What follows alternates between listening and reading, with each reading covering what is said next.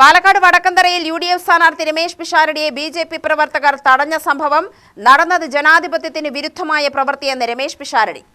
ഒരു ചെറിയ സ്ഥലത്ത് ശക്തിയുണ്ട് എന്നൊരൊറ്റ കാരണം കൊണ്ട് അവിടെ ബാക്കിയുള്ള പാർട്ടികൾ പ്രചരണത്തിന് വരരുത്, അവിടെ വരാൻ പാടില്ല എന്നൊക്കെ പറയുന്നത് എത്ര ജനാധിപത്യ വിരുദ്ധമായ നിലപാടാണ്, എത്ര സങ്കുചിതമായ മനസ്സായിട്ടാണ് അവരവിടെ നിൽക്കുന്നത് എന്നെ വല്ലാതെ അത്ഭുതപ്പെടുത്തുകയും വല്ലാതെ വേദനിപ്പിക്കുകയും ചെയ്ത ഒരു കാര്യമാണ്. കാരണം ഒരു ജനാധിപത്യ രാജ്യത്തിൻ്റെ സഞ്ചാര സ്വാതന്ത്ര്യത്തെ അന്തർഗതത്ത് പൊയ്ക്കൊണ്ടിരുന്ന എന്നെ തടഞ്ഞു നിർത്തി ഒച്ചയുടെ ഇവരെ പോകാൻ പാടില്ലെന്ന് പറയുന്നു, വരാൻ പാടില്ലെന്ന് പറയുന്നു. തിരിച്ച് ഞാൻ പറഞ്ഞതുപോലെ ഇത് തടയാൻ നിന്നാൽ ഇത് വലിയൊരു സംഘർഷത്തിലേക്ക് പോകും.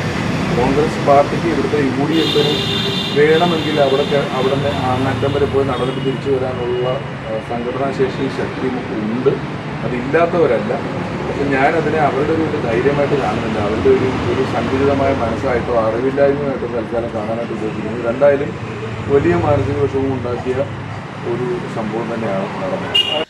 സഞ്ചാര സ്വാതന്ത്ര്യം ഉൾപ്പെടെ നിഷേധിക്കപ്പെട്ടുവെന്നും ഒരു സ്ഥാനാർത്ഥി എന്ന നിലയിൽ വോട്ട് ചോദിക്കുവാനുള്ള തന്റെ അവകാശത്തെയാണ് ബി.ജെ.പി പ്രവർത്തകർ തടഞ്ഞത് എന്നും രമേശ് പിഷാരടി പ്രതികരിച്ചു.